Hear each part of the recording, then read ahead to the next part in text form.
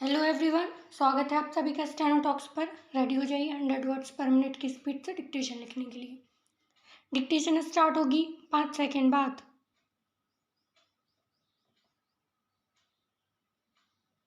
Ticket हर स्टेशनों के मुसाफिर खानों में बने हुए टिकट घर से मिलते हैं। टिकट देने वाले को टिकट बाबू और साथ के माल की बिल्टी बनाने वाले को बुकिंग क्लर्क कहते हैं। जो मालगाड़ी से भेजा जाता है वह अलग माल गोदाम में रखा जाता है और उनकी इनवॉइस गुड्स क्लर्क या माल बाबू बनाता है। यह टिकट अलग अलग दर्जों के लिए अलग अलग रंग के होते हैं। फर्स्ट क्लास तथा सेकंड क्लास का टिकट कुछ हरा मायल होता है। इंटर क्लास का लाल तथा थर्ड क्लास का पीला होता है। इसी तरह पहले दर्जे, दूसरे दर्जे, ड्योढ़े दर्जे और तीसरे दर्जे का किराया भी अलग अलग होता है। पैराचेंज। मैं वित्त मंत्री जी को इस बात के लिए बधाई देना चाहता हूं कि लोकसभा के मध्यावधि चुनाव में जनता द्वारा कांग्रेस दल को जो आदेश दिया गया था उन्हें स्मरण है और वह तन मन धन से उसका पालन करना चाहते हैं।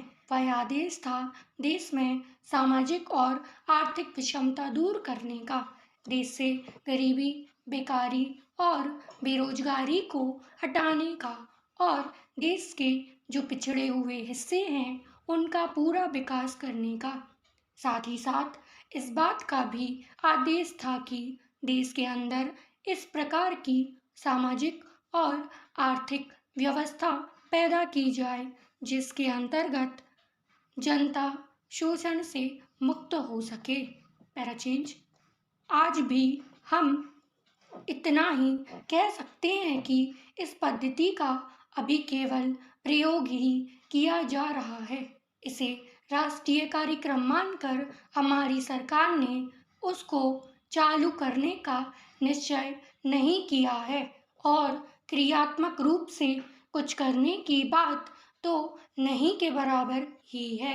उसका परिणाम यह हुआ है कि पुरानी पद्धति की संस्थाएं दिन प्रतिदिन बढ़ती जा रही हैं और शिक्षा पर सरकार जो कुछ भी व्यय कर सकती है या करना चाहती है उसका बहुत बड़ा अंश उस पद्धति को ही बनाए रखने में व्यय हो रहा है और इस पद्धति को बहुत कम प्रोत्साहन मिला है।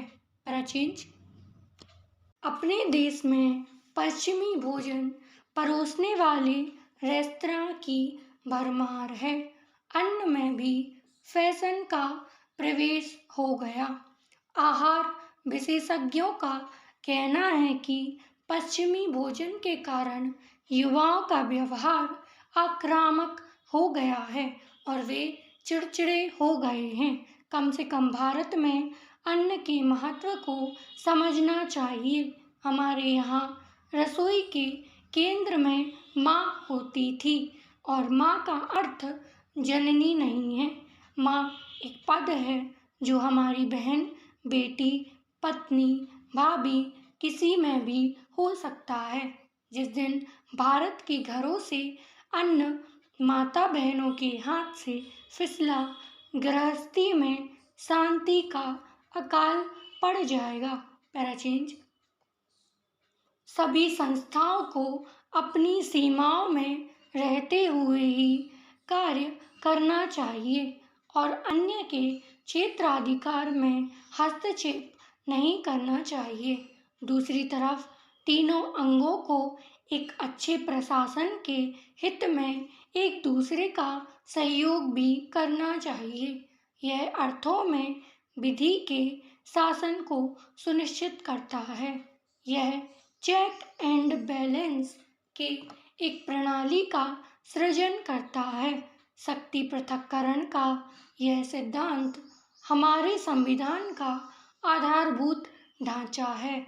केशवानंद भारती, श्रीपाद गलवारू बनाम केरल राज्य और एक अन्य 1973 राजस्थान राज्य और अन्य बनाम भारत संघ और अन्य 1977 I.R.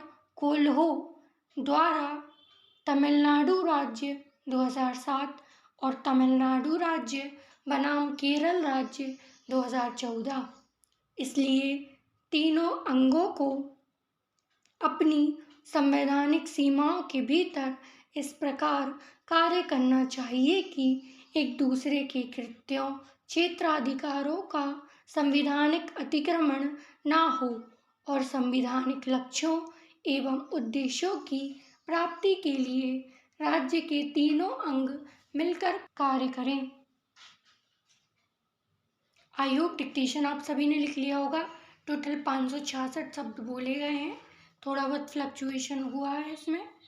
वीडियो पसंद आई हो तो लाइक करें, चैनल को सब्सक्राइब करें। Thank you.